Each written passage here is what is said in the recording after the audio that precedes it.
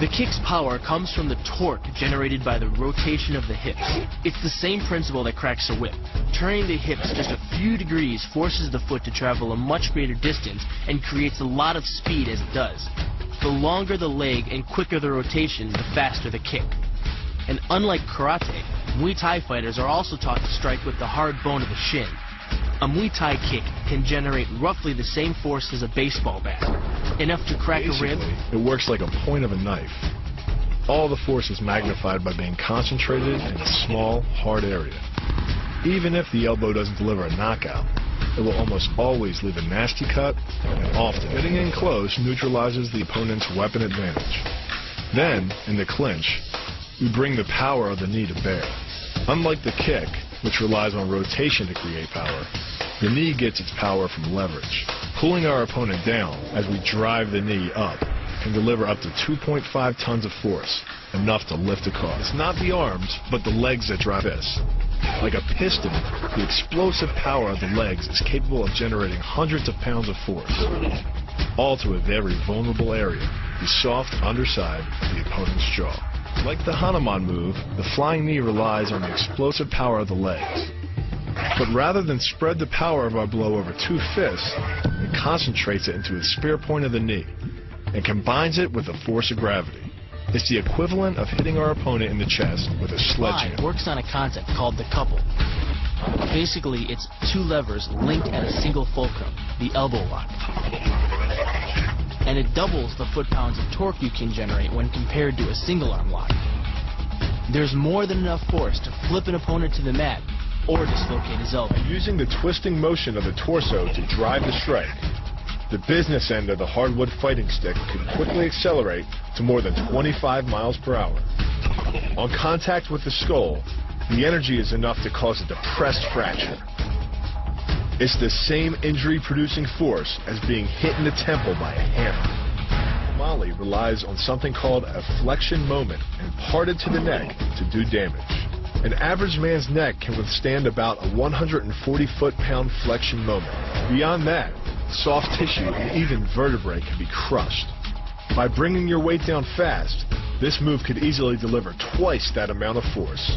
And it wouldn't just end a fight. It could leave your opponent paralyzed or dead. Close, the opponent's neck is exposed. But because of the close range, the hand doesn't generate a huge amount of force. It's enough to stun, but probably not enough to cause severe injury.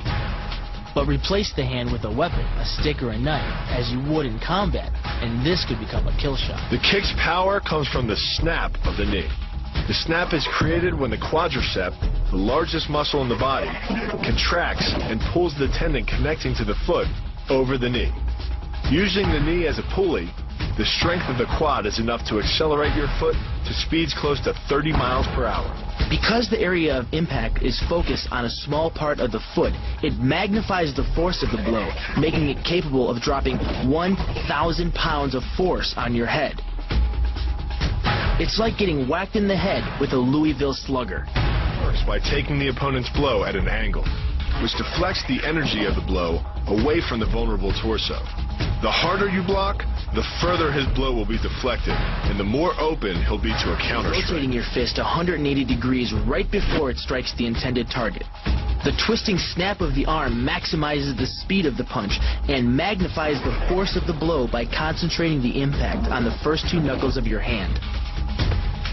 Done correctly, it can deliver as much energy as a bowling ball dropped from the top of a house, more than enough to cause soft tissue damage or break a rib. Because it swings through such a wide arc, the wrist is moving at speeds of up to 43 miles per hour.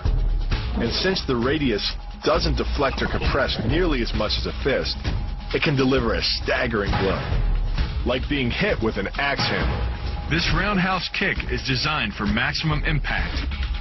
With the powerful muscles of the thigh yanking the tendon over the knee, the foot accelerates from 0 to 21 miles per hour in just 1/3 of a second.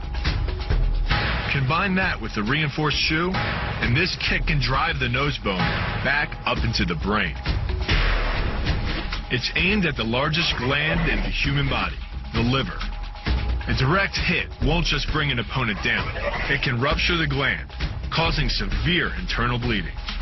But the liver is well protected by the rib cage, so the kick must be accurate to within half an inch. In this move, the forward propulsion of the hips, combined with the piston motion of the lower leg, can send well over 700 pounds of force directly through the rigid bone of the heel.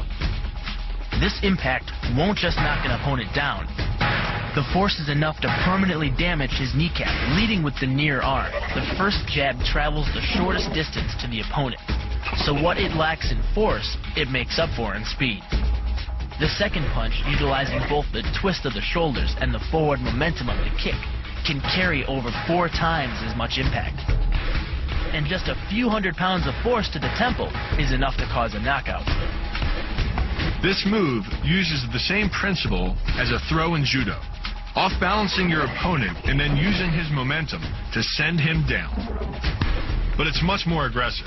The sweep here is actually a strike to one of the most sensitive areas of the body, the Achilles tendon.